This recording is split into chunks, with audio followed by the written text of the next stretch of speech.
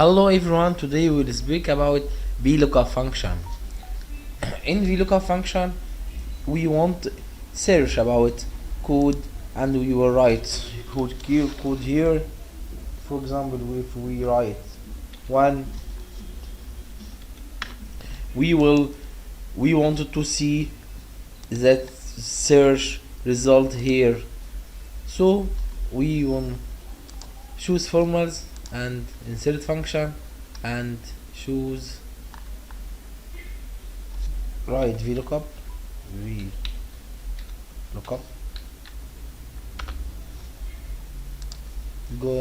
choose vlookup and we search here about lookup value. It is here table array, our table, and we press F4. Cool index number, it is number 1 and number 2. Range lookup, we write 0 to get exact match and then we press OK.